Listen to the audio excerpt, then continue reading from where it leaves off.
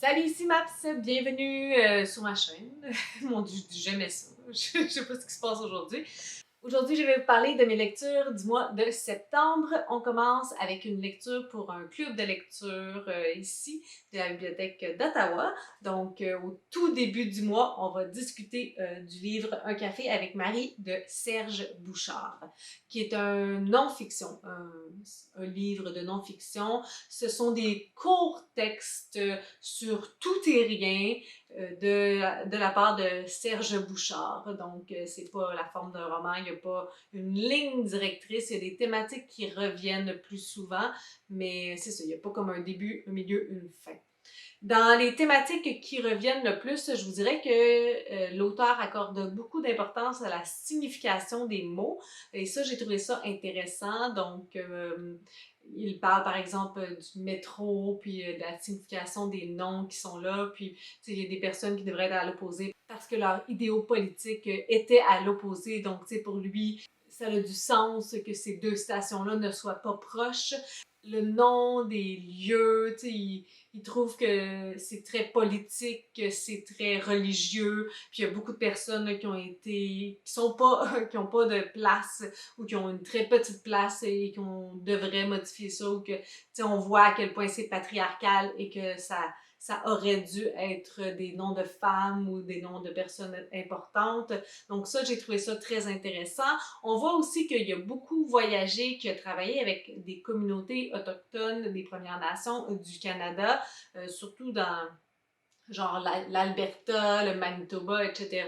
Donc, ça transparaît dans certains textes. Il y a beaucoup de connaissances aussi par rapport à différentes Premières Nations, différentes communautés. Ça, j'ai trouvé ça bien.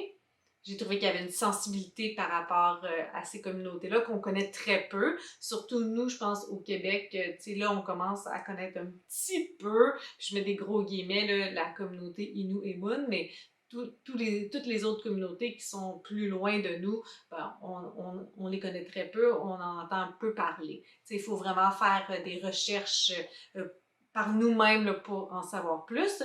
Donc ça, j'ai trouvé ça intéressant.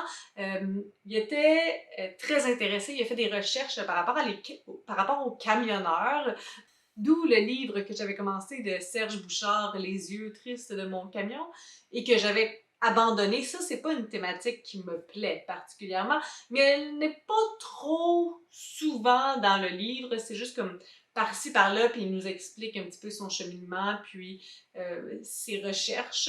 Mais ça, il semblerait que j'ai pas d'intérêt particulier pour les camions, puis le métier de camionneur. Ça m'interpelle très peu. Donc ça, c'est sûr que c'était moins mon truc. C'est très, tu sais, en lien avec les Premières Nations, il y a aussi beaucoup d'aspects de nature, le respect des animaux. Ça aussi, j'ai trouvé que c'est un texte intéressant aujourd'hui.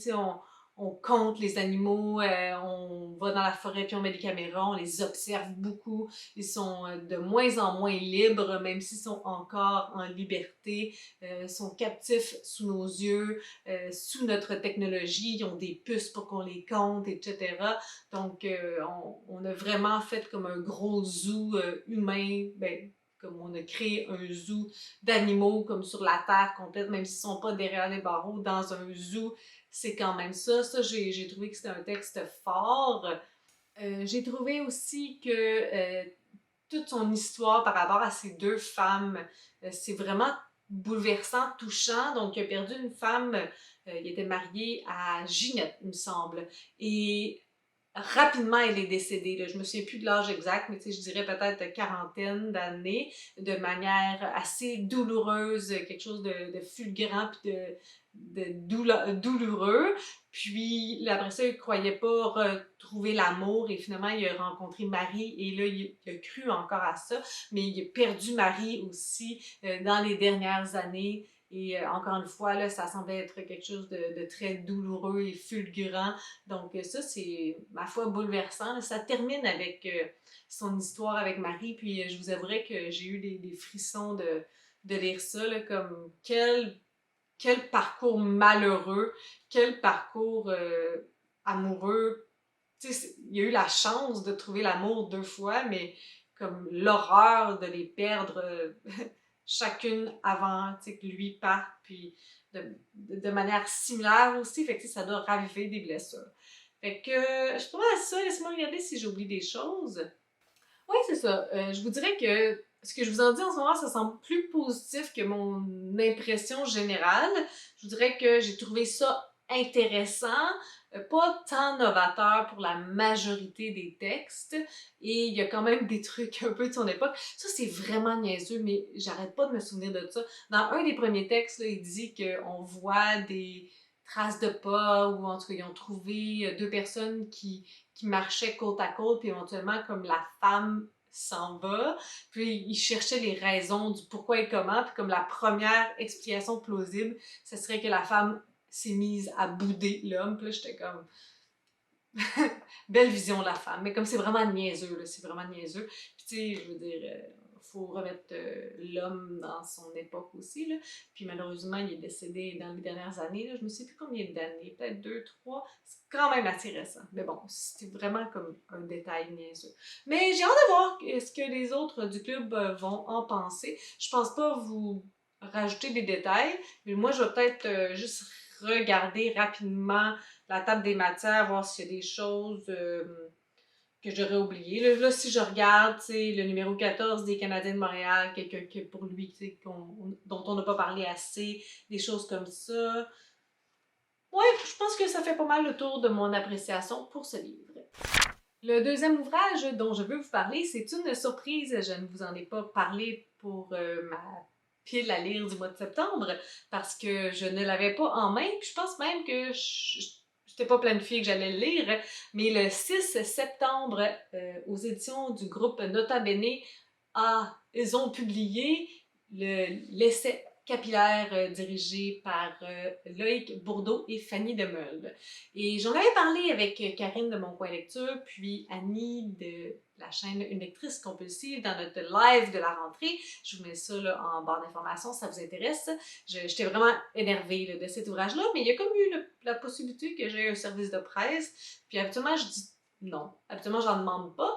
Puis là, j'étais comme, ben, j'ai lu là, le résumé, puis je me disais qu'il y avait de fortes chances que ça pourrait me plaire, fait que je l'ai demandé, et donc merci beaucoup au groupe Nota Bene pour l'envoi. Là, je vais sortir mes notes parce qu'il y a comme plusieurs textes, puis je veux juste vous faire un petite critique de toutes rapidement. De façon générale, j'ai trouvé que c'était un collectif super intéressant. Les cheveux, les poils, si vous connaissez Fanny Demeule, c'est pas un sujet nouveau.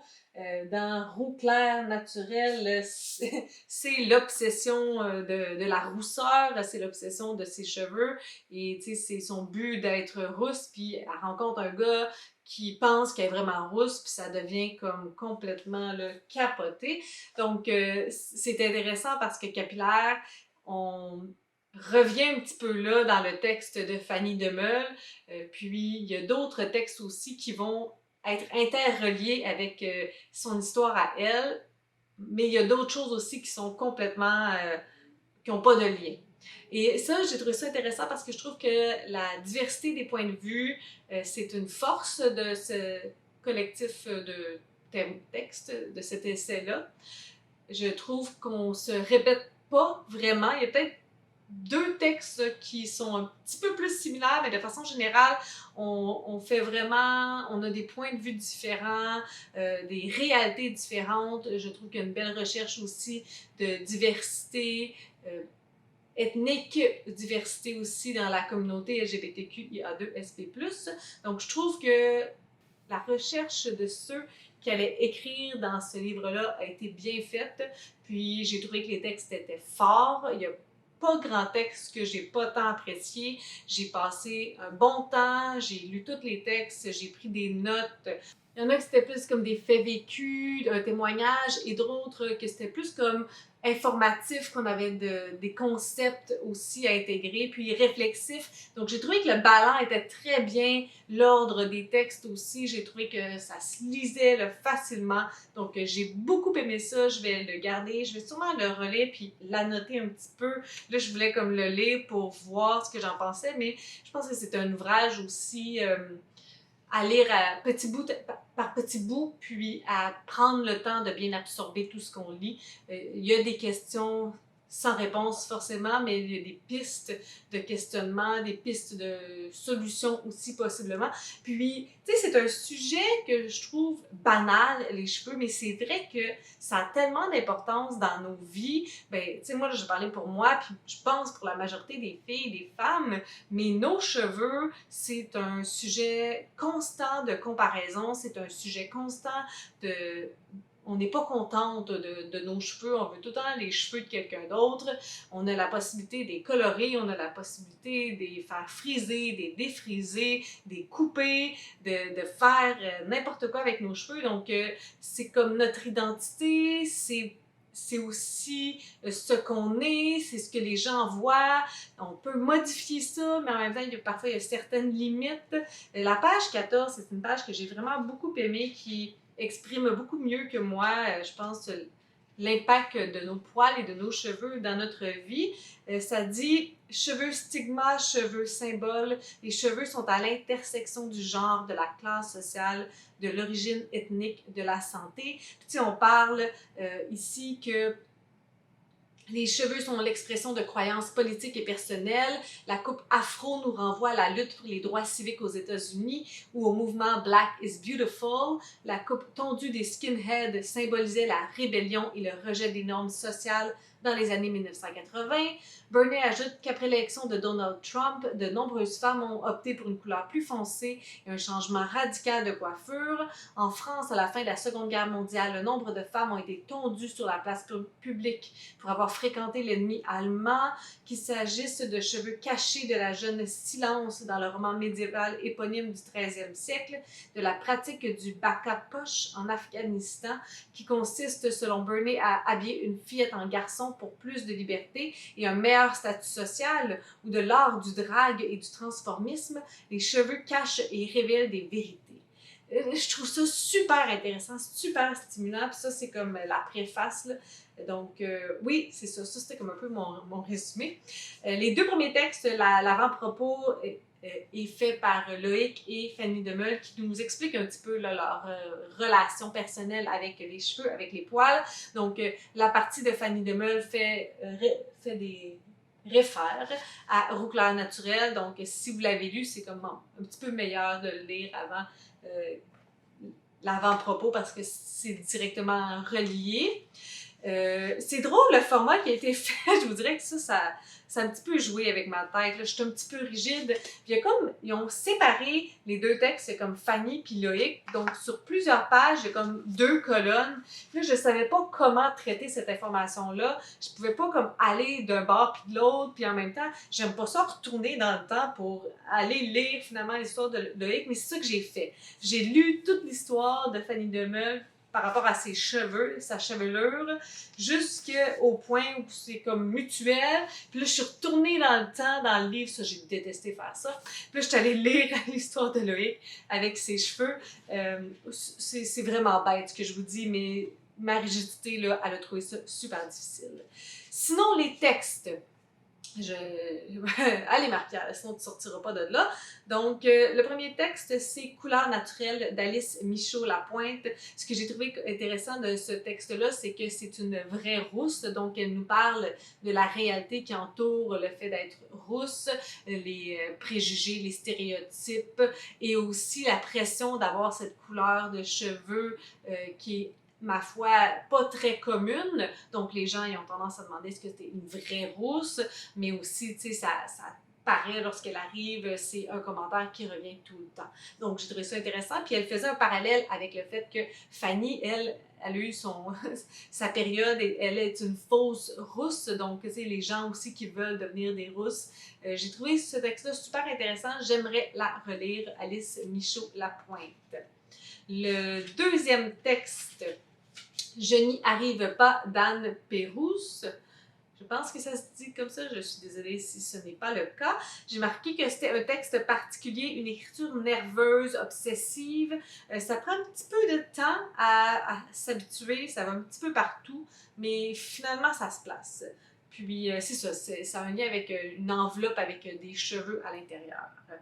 Le texte suivant, c'est de Antoine Charbonneau de Mers. Vous connaissez probablement cet auteur-là. Il a écrit Daddy, Good Boy. Il y en a un autre, là. Ah, c'est marqué à la fin, je vous mettrai l'image ici. Donc, je peux fermer le livre puis rester avec mes notes. Donc, j'ai trouvé que c'était un texte qui mélange le vrai, le faux, la fiction, la vérité, l'autofiction. On dirait que le constat de tout ça, c'est genre si tu le dis, si tu dis cette information-là, finalement, c'est vrai. Genre, tant que tu le dis, les gens vont te croire. C'est un texte, je trouve, qui représente bien qui il est en tant qu'auteur. Par la suite, Nuances d'Hélène Laforêt, j'ai beaucoup aimé ce texte-là. Je pense que c'était un de mes préférés. Une autrice que j'aimerais relire.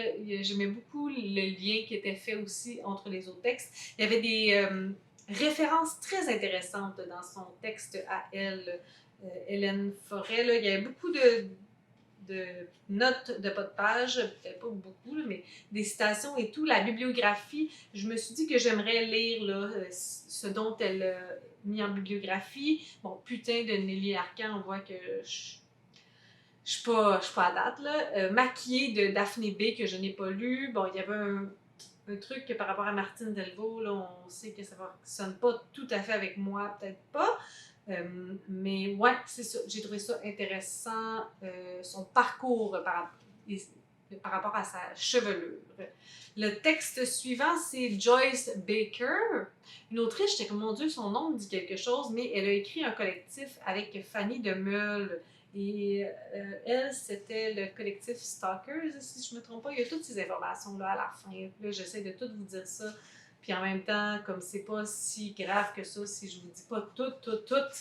Ah non, ils l'ont pas marqué. Mais il me semble que c'était dans Stalkers, qui avait été coécrit avec Fanny Demeule. Parce que, tu sais, il y a une année que j'ai lu tout ce que Fanny Demeule avait écrit, donc, et coécrit, et des nouvelles et tout ça. Donc, qu'est-ce que j'ai marqué pour elle? Une histoire fantastique, spirituelle. Je trouvais que c'était fascinant, puis qu'elle avait une très belle faculté à raconter. Le texte d'après, c'est Portrait d'une mouvance libertaire et capillaire en mutation de Karine Rousseau. Ça, j'ai trouvé que c'était comme de l'information, des concepts et tout. J'ai trouvé ça très intéressant.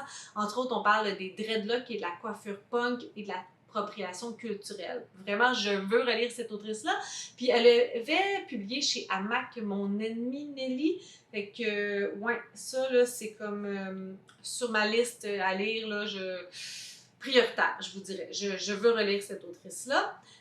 À la suite de ça, il y avait un texte Capillographie de Caroline Georges, un texte sur l'impact d'avoir trop ou pas assez de poils, puis la relation avec sa mère qui était coiffeuse. Ça aussi, j'ai trouvé ça intéressant. Ben, tu sais, j'ai trouvé ça tout intéressant. Blanca de Madioula Kébé Camara, la gestion de son afro et les heures interminables de gestion capillaire avec sa maman. Elle la faisait asseoir pendant 3 heures de temps, puis il peignait les cheveux, mais elle, c'était comme...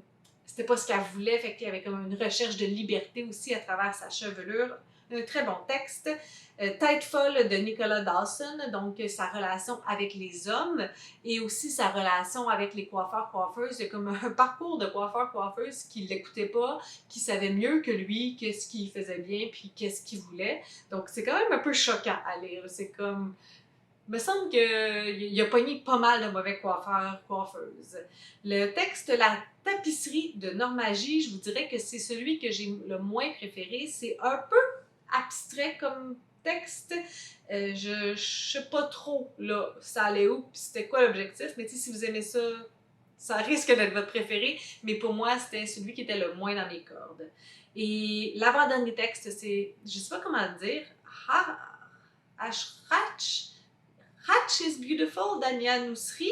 Donc, elle est nord-africaine, puis le désir d'avoir des cheveux lisses, dû à la représentation des femmes noires avec les cheveux lisses, puis la représentation des femmes au quotidien sur nos télévisions. Il n'y a personne avec les cheveux crépus. Donc, pour elle et sa cousine, il me semble que c'était sa cousine, c'était comme une grande pression, puis elle avait des cheveux moins crépus que sa cousine, puis sa cousine, elle avait des propos, là, ma foi, durs à son égard et au fait qu'elle était tellement chanceuse, mais qu'elle n'aurait pas dû avoir des cheveux comme ça. Donc, il faut, tu sais, elle a appris qu'il fallait obligatoirement défriser des cheveux et non comme apprivoiser les boucles. trouvé que c'était un texte très touchant. Et le dernier, c'est Le geste compensatoire de Sarah Desrosiers. Sarah Desrosiers, que je veux relire, là, il y a un livre, Sa belle mort, qu'elle vient de publier. C'est celle qui avait écrit Bon chien sur le ballet, puis j'avais énormément aimé l'écriture, l'ambiance, l'atmosphère, même si c'était pas un monde que je connaissais du tout. Mais là, j'ai trouvé ça intéressant parce qu'elle est allée ailleurs dans cette thématique-là, c'est le tic. Elle s'arrache les cheveux. Donc, il n'y avait pas de texte dans cette ligne directrice-là. J'ai trouvé ça super rafraîchissant. Elle a une écriture vraiment immersive aussi. Donc, je trouvais que ça bouclait là, très bien la boucle. J'ai beaucoup aimé ce texte-là. J'ai beaucoup aimé cet essai-là. Puis là, je vous dis ça, je sais que je l'ai reçu en service de presse, mais vous me connaissez assez pour que je vous dise et que vous sachiez que si j'avais pas aimé, je vous l'aurais dit. Mais là, je l'ai demandé expressément quand même en me disant que j'avais fortement aimé, mais je pensais pas que j'allais aimer à ce point-là. J'ai vraiment, vraiment aimé ce livre-là. Je le garde très précieusement avec mes Fanny de Meule et je vais le relire, là, mettre des petits post-it, peut-être surligner. Ah, offense. Mais voilà, qu'est-ce que j'ai pensé de Capillaire. Moi. Avec le club de Sylvain Desmentiers, on a lu le 3e tome des Chroniques de San Francisco, 3e tome qui se nomme Autres Chroniques de San Francisco. Donc ça, c'est la grosse brique pour les 3 premiers tomes. Donc j'ai lu juste le dernier tiers parce que j'avais déjà lu les 2 autres tomes. On a fait des lives pour les 2 premiers tomes au mois, je pense que c'était de mai. Je vais vous mettre ça en barre d'informations. Puis là, le live est passé aussi pour le 3e tome. Donc, si vous voulez en savoir un petit peu plus avec full divulgacheur, vous pouvez aller voir nos lives. Moi, personnellement, cette série-là, on dirait que j'ai des sentiments confus par rapport à cette série-là. Donc, rapidement, là, comme petit résumé, on va suivre Marianne qui va déménager à San Francisco. Elle va habiter au 28 Barbary Lane, là où Anna Madrigal, c'est elle la propriétaire, et puis tous ses locataires sont comme ses enfants. Donc, elle va un peu se faire une famille avec les gens qui habitent là, avec Michael, elle va connaître Mona, puis Brian. Donc, c'est ça qu'on va suivre à travers des courts chapitres pendant plusieurs tomes. Je pense qu'ils vont sortir le 10 ou 11e après genre 10 années où qu'il s'est rien passé et que tout le monde croyait que la série était terminée. Donc, je pense que j'ai oublié de dire que l'auteur, c'est Armistead Maupin. Moi, pour ce 3e tome-là, je vous avouerai que j'ai revécu certaines difficultés que j'avais vécues pour le 1er tome. Donc, il y a vraiment beaucoup de personnages et c'est un euphémisme, dans le sens que si je pouvais parler à Maps du passé, je dirais fais-toi un organigramme, prends note de toutes les relations que les personnages ont entre eux parce que c'est vraiment comme une toile d'araignée. On tisse, on met un point puis il y a comme plusieurs lignes, plusieurs liens avec tous les autres personnages. Moi, je me sens un peu overwhelmed lorsque je lis cette série-là.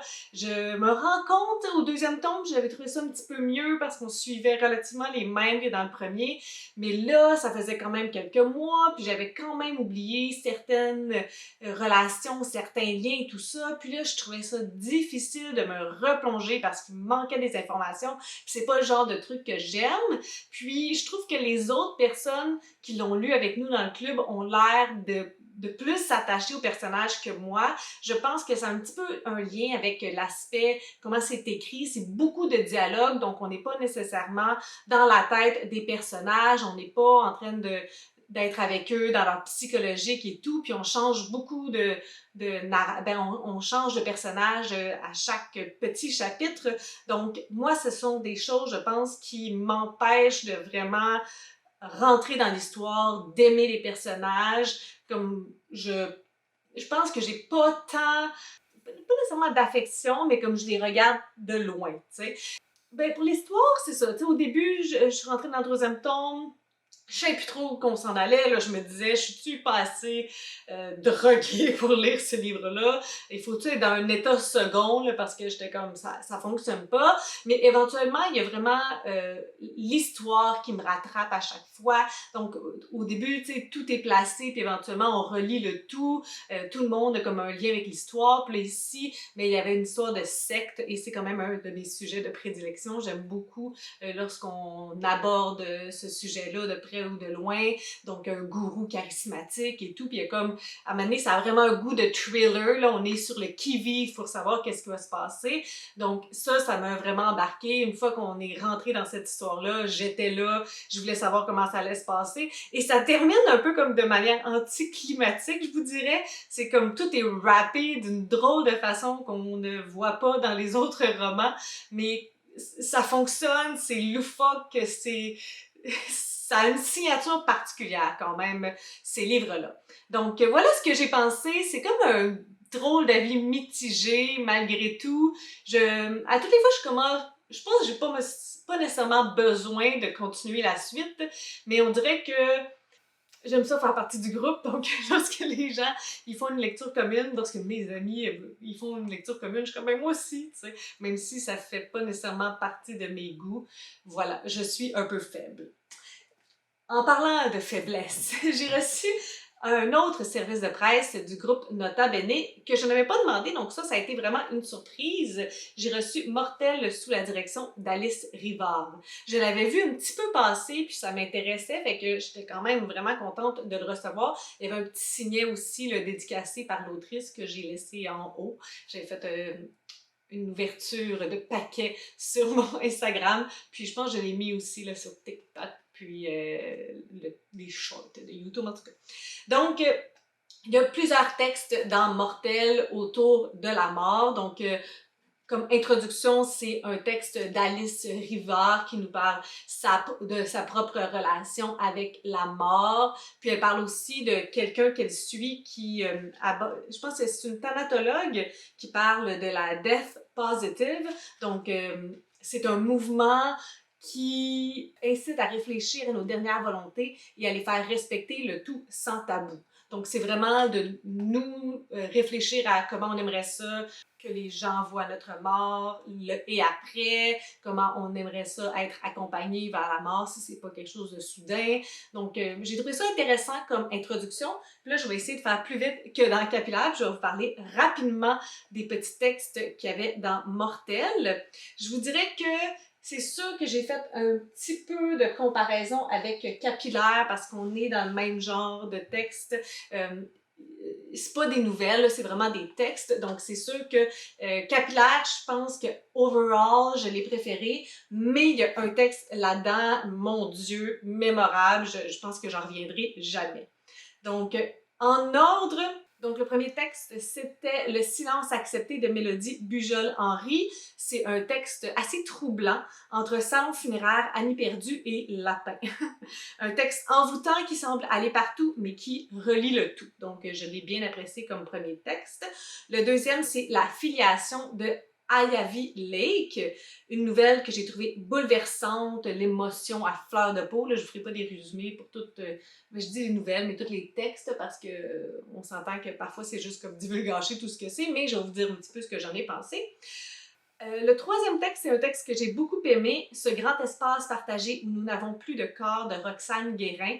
Elle parle du vestige numérique des morts. Tu sais, par exemple, sur Facebook, là, les pages Facebook des gens qui ne sont plus, elle a comme un petit kink, non, ça a un aspect sexuel. Elle a comme une petite manie d'aller voir les gens qui sont décédés, puis de regarder les textes qui sont là, puis de... Tu sais, elle se sent un peu voyeuse parce qu'elle sait comment ces personnes-là sont mortes. C'est comme une drôle de relation de se dire comme on a accès à la page de quelqu'un qui n'est plus. Donc, ça parle de ça dans ce texte-là. J'ai trouvé ça intéressant. C'est pas des réflexions que je m'étais nécessairement faites. Puis moi, je pense que j'ai unfriendé les gens qui sont décédés sur mon Facebook, mais c'est vrai que comme si tu fais ça, tu pourras jamais retourner sur leur Facebook. En tout cas, c'est des réflexions par rapport à ça. Le texte que j'ai trouvé renversant, bouleversant, le meilleur texte à mon avis et de loin, et probablement un des meilleurs textes que j'ai lu de ma vie, c'est le prochain Toute la douceur du monde de Cathy Boyer-Gaborio. Elle est thanatologue, cette autrice-là, et dans le texte, elle nous parle qu'elle a reçu une femme qui a été, en fait, un féminicide, donc qui a été violentée et finalement tuée par son mari. C'est tellement touchant, c'est tellement bouleversant, c'est traumatisant comme texte, mais hautement nécessaire. S'il y a un texte à lire, selon moi, dans ce collectif de textes, dans ce livre-là, c'est celui-là. Par la suite, il y avait Je ne sais pas vivre plus vieille que toi de Noémie Pomerleau-Cloutier. Ça, c'est un texte qui aborde lorsque on a un parent qui est mort quand même assez jeune, lorsqu'on dépasse cet âge-là, c'est comme particulier, puis c'est cette relation-là de comme comment vivre avec ça, puis comment elle se sent. La deuxième partie, je vous dirais, ce sont des textes qui m'ont moins touchée. Donc, Le Petit Rideau de Simon Brown, j'ai pas trop compris. C'est comme une conversation avec une morte sous forme de poème. Mais c'est pas mal tout ce que je peux vous en dire. Sexou du troisième jour d'Ania Moussery, c'est comme un rite après un féminicide. Ça a quand même un aspect un peu différent. Je sais pas trop ce que j'ai pensé de ce texte-là, mais en même temps, je m'en souviens de la ligne générale de ce qui se passait, mais sans nécessairement d'émotion. Par la suite, il y avait Condamné à ne pas me décomposer de Maude Lafleur. Ça, c'est un texte très important, je trouve. Elle est condamnée dans ce texte-là à se faire traiter de baise morbide, à survivre à un corps dont elle attend qu'il s'écroule. Je pense que j'ai dit elle, mais c'est Yel.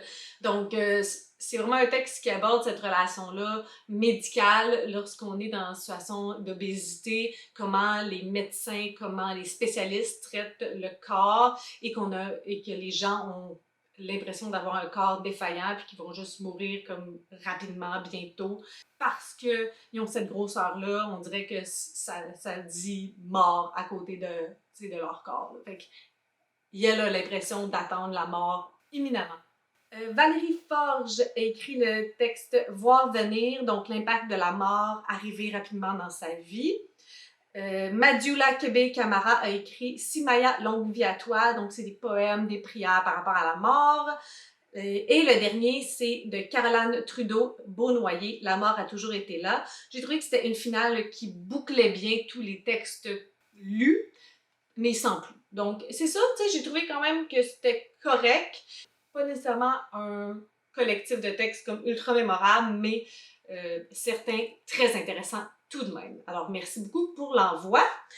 Et je continue avec une petite déception, malheureusement, d'une autrice que j'aime beaucoup, Les Jolis Garçons de Delphine de Vigan. Donc, cette année, je lis tout ce qu'elle a écrit. Puis celui-là, c'est un de ses premiers.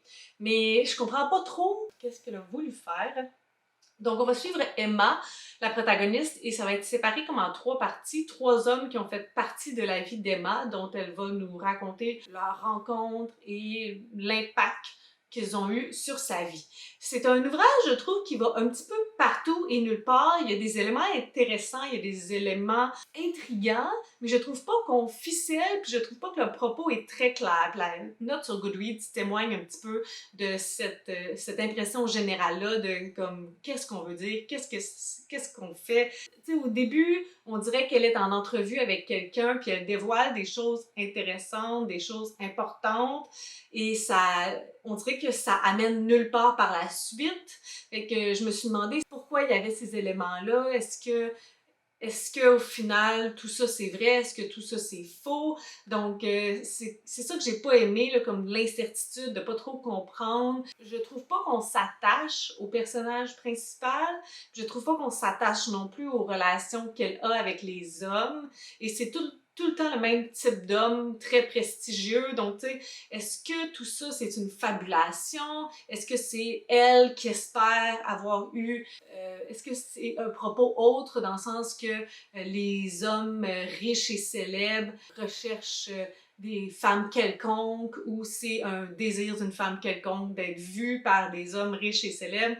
Tu sais, c'est tout ça. J'aurais vraiment préféré comprendre un petit peu mieux où est-ce que ça s'en allait, mais j'ai l'impression qu'il y avait des bonnes idées, il y avait des trucs intéressants, mais qu'on n'a pas atterri avec ça. Tu sais, qu'on n'est pas allé à un endroit précis. Ça, c'est resté éparpillé, puis c'est flou. Fait que ça, c'est pas ma préférence. Malgré tout, tu sais, c'est pas gros, puis ça a quand même pris un petit peu de temps à le lire. Fait que mini déception par rapport à ce livre-là. On y va pour mes dernières lectures du mois de septembre. On va enfiler rapidement 2 abandons. Donc, j'ai lu il y a quelques années pour les rendez-vous du premier roman l'autrice Victoria Mass. Elle avait publié un roman que j'avais beaucoup aimé à l'époque, Le bal des folles. On était en 1900, début 1900, mi-1900, dans ces années-là où la femme avait pas grand pouvoir et pas grande action possible. Donc, on était dans un hôpital psychiatrique pour femmes, là où on se rend compte que les femmes sont incarcérées pour aucune raison. On a simplement besoin de la signature d'un père, d'un frère, de quelqu'un qui la dénonce comme étant folle, peu importe si elle l'est vraiment ou pas. Donc, c'était un ouvrage qui m'avait vraiment bouleversée. Et donc, j'avais vu, je voulais réessayer les livres audio. Là, je me suis dit, lorsque je fais du ménage, lorsque je fais de la popote. Donc, j'avais vu qu'elle avait publié un autre livre qui se nomme Un miracle. Et c'est ça que j'ai essayé de lire en audio. Je l'ai recommencé 2 fois. Définitivement, les livres audio, j'aimerais ça que ça soit pour moi, mais ça ne fonctionne pas. Même en auto, c'est comme ça marche pas. Donc, je me suis pas rendue, j'allais dire, je me suis pas rendue très loin, mais ça se lit assez bien, là, ces livres à elle. Donc, tu sais, j'ai lu peut-être 2 heures sur 4, qui est comme quasiment la moitié.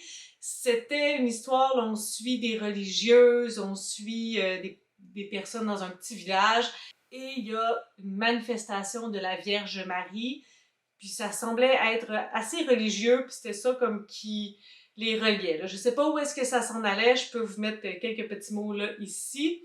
Mais rapidement, je me suis comme rendu compte que je m'ennuyais, que j'avais pas tant d'intérêt, puis que tout cet aspect-là religieux, là, vraiment autour de la Vierge Marie, c'était comme le centre de cette histoire-là. Puis j'étais comme non, non, pas pour moi. Parfois, j'aime la thématique des couvents puis tout ça, mais pas l'aspect religieux tant que ça du couvent, surtout pas de cette manière aussi, j'allais dire, embrassée, tu sais, comme tout le monde est en pamoison sur cette Vierge Marie qui se montre à certaines personnes choisies. Donc, en tout cas, ça n'a pas trop fonctionné. L'autre DNF, c'est pour Emma Stapal, donc c'est un livre qui me sort de ma zone de confort, un thriller. Aide-moi de Nikki French. J'ai découvert que c'est 2 auteurs, en fait, qui ont ce pseudonyme, Nikki Gerald et Sean French, qui écrivent ensemble. Pour vrai, peut-être que quelqu'un qui aime les thrillers va plus embarquer. Il n'y a vraiment rien fait de mal. Je me suis pas rendue très très loin non plus. Mais lorsque je me mets à vouloir lire autre chose, c'est là que je me rends compte que c'est pas tout à fait pour moi. Donc, on va rencontrer Holly, la protagoniste qu'on va suivre. Puis, il va se passer une couple d'affaires. Sa vie, elle va bien. Elle a un mari aimant, elle a un job stable et tout. Mais ça fait une couple de fois qu'il y a des soirées qui finissent ma foi, assez violente, puis il y a des trucs d'infidélité. On dirait que ses amis, sa famille ne le reconnaissent pas, fait qu'ils vont se poser des questions, ils vont se demander si elle n'est pas comme en train de faire une grosse dépression, si elle n'est pas en train de perdre la carte un petit peu. Sauf que Holly, de son côté, va sentir que c'est elle qui se fait manipuler, puis qu'il y a quelque chose d'étrange au travers de tout ça. Donc, je me suis pas rendue loin, je sais pas si c'était si bon, mais pour moi, ça n'a juste pas tant fonctionné que ça. Et on va terminer malheureusement avec une note push, mais c'est la vie pour mon mois de septembre. Je voulais faire partie d'une fois d'aller voir le club de lecture ici en Outaouais, sujet clos, et ils lisent des trucs québécois, donc ça me tentait d'aller les rencontrer. Par contre, lorsque j'ai vu que c'était Femme fleuve d'Anaïs Barbeau-Lavalette, le livre pour le mois de septembre, j'ai hésité beaucoup parce que j'ai adoré La femme qui fuit, mais j'avais vu passer un petit peu Femme forêt, puis là, Femme fleuve, ça me semblait atmosphérique, un livre plutôt d'ambiance qu'avec une histoire et tout, puis je me disais, ça ne me plaira pas, mais là, il y avait comme un but, puis tu sais, tout ça. Fait que là, je me suis dit, ok, je vais bite the bullet, puis je vais voir qu'est-ce que je peux faire avec ça.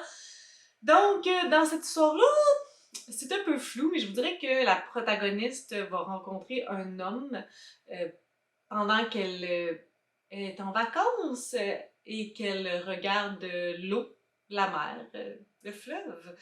Et ça va tourner un petit peu sur ça, le désir qu'elle a par rapport à cet homme-là, alors qu'elle a une famille, alors que lui aussi en a une, les pensées, le désir, puis là, c'est mélangé avec un aspect nature, un aspect d'eau, des métaphores, de l'ambiance, des parallèles. Ouais. Je ne me suis pas trompée. Je ne pensais pas aimer ce livre-là et je n'ai foncièrement pas aimé ce livre-là. Tout ce que je pensais que ce livre allait être, il l'a été. Donc, tu sais, des phrases, je sais pas, là, des phrases poétiques qui sont supposées nous émouvoir et qui ne m'émeuvent pas. Ah, là, je suis tombée sur un passage sexuel. Il y a aussi beaucoup de passages sexuels assez crus. Donc, ça aussi, je m'y attendais pas tant que ça, à cet aspect-là. J'ai aimé par contre tout ce qui est comme thématique, c'est tout le temps autour de l'eau, puis on dirait qu'on sent la vague, mais non. Tout cet aspect atmosphérique, descriptif, parallèle, abstrait, c'est tellement pas pour moi. Ça, c'est sûr que non. Ma surprise par rapport à ce livre-là, c'est qu'il y a comme des petits moments où on nous apprend quelque chose sur, par exemple, l'origine de la couleur bleue en peinture, le lichen, des paquebots géants avec des enfants qui avaient été abandonnés. Il y a comme des petites portions d'histoire et ça, j'ai trouvé ça super intéressant parce que j'aime foncièrement la plume de cette autrice-là lorsqu'elle nous raconte quelque chose autre que ses émotions, ses sentiments, la nature, le fleuve. Ça prenait une seconde, puis mon attention était là, puis là on partait ailleurs, dans des descriptions, dans des trucs que je comprenais plus, puis là j'étais plus là, tu sais. Fait que voilà, j'ai vraiment pas grand chose à dire sur ce livre-là. J'espère que le club va être le fun parce que ma foi, je l'ai pas tant aimé.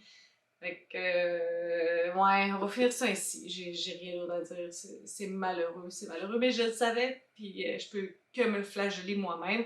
Je l'aurais abandonné dans la vraie vie, mais en fait, je l'aurais même pas commencé. Mais là, pour un club de lecture, j'aime pas ne pas avoir terminé un livre, puis pas savoir de quoi ça parle. Fait que je savais que ça allait se lire vite, c'est écrit assez gros, donc, tu sais, puis c'est comme un format quand même assez mince. Voilà. Sur ce, si vous avez des suggestions, des critiques, des commentaires, n'hésitez pas à le faire en dessous de ma vidéo. Je publie une vidéo le samedi. Si vous avez aimé cette vidéo, n'hésitez pas à mettre un petit pouce, à vous inscrire à ma chaîne. Et sur ce, je vous souhaite de bonnes lectures.